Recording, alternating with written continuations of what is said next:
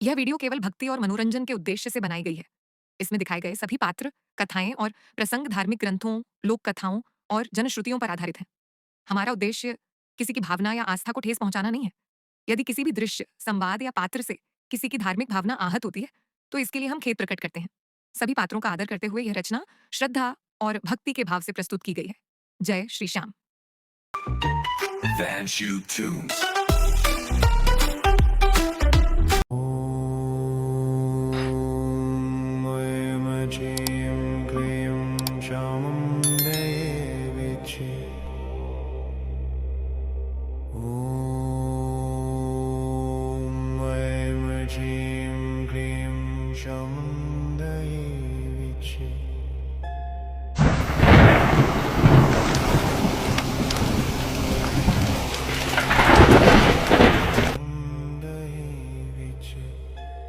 बर्बरी की कठिन तपस्या से प्रसन्न होकर मां दुर्गा प्रकट हुई। आंखें खोलो वत्स। प्रणाम माते।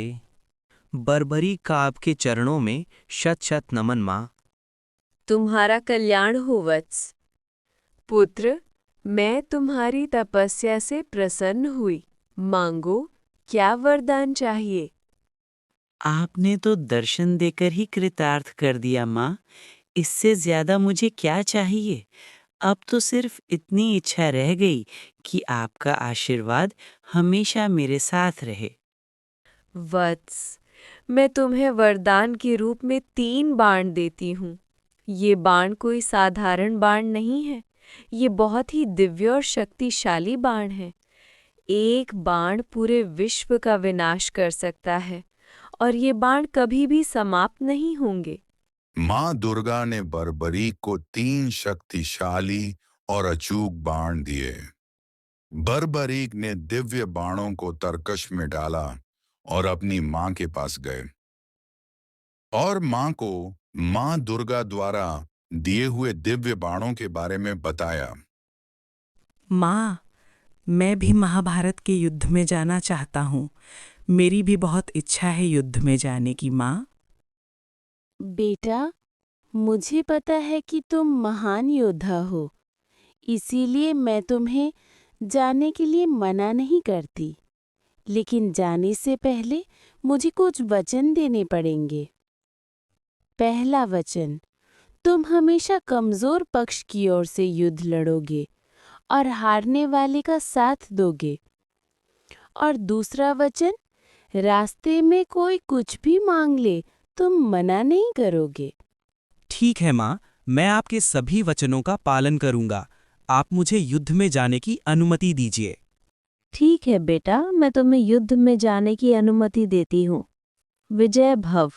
मां से अनुमति लेकर बर्बरीक अपने नीले घोड़े पर सवार होकर युद्ध में शामिल होने के लिए चल पड़े।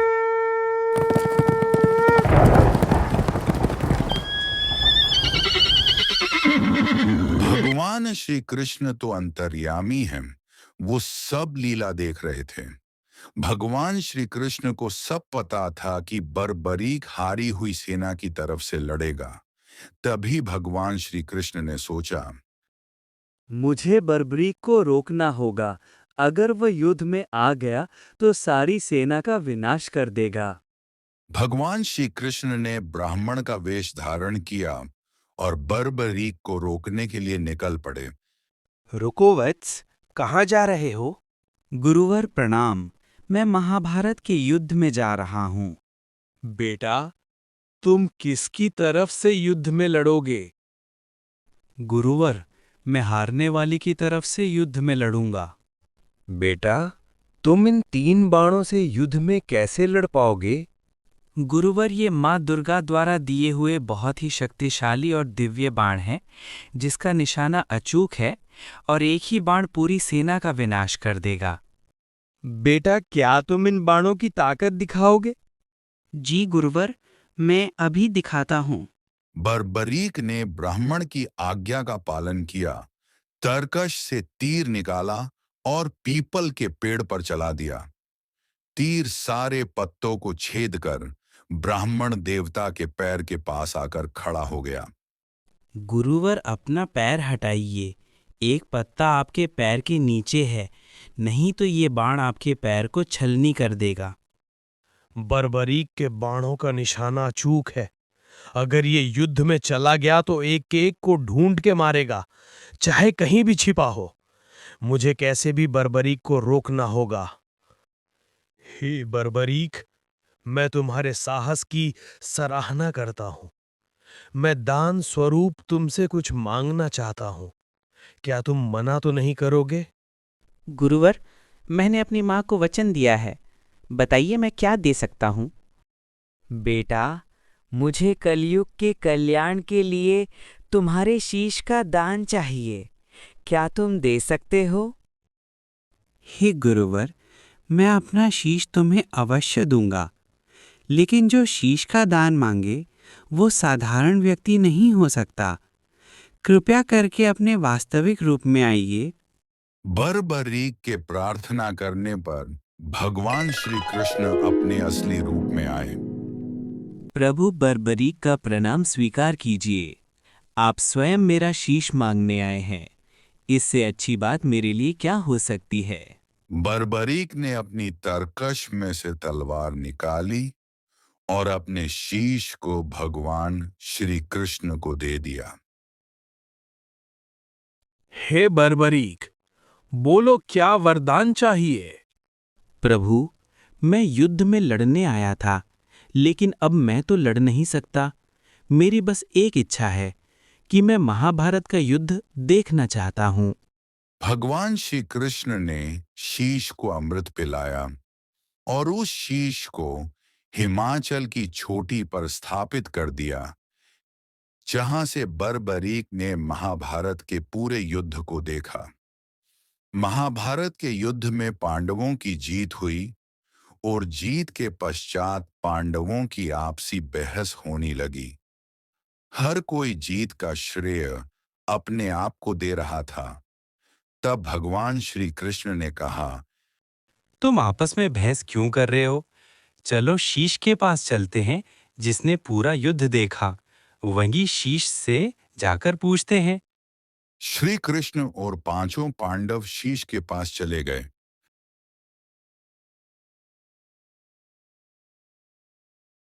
हे प्रभु, बर्बरीक का शत शत नमन। तुम्हारा कल्याण हो वत्स। हे प्रभु, बताइए बर्बरीक आपकी क्या सेवा कर सकता है? हे बर्बरीक पौत्र, तुमने तो पूरे युद्ध को बड़े ध्यान से देखा है। तुम ही निर्णय करो कि हमारी जीत का असली श्रेय किसको जाता है। हे पितामह, जीत का पूरा श्रेय प्रभु श्री कृष्ण को जाता है।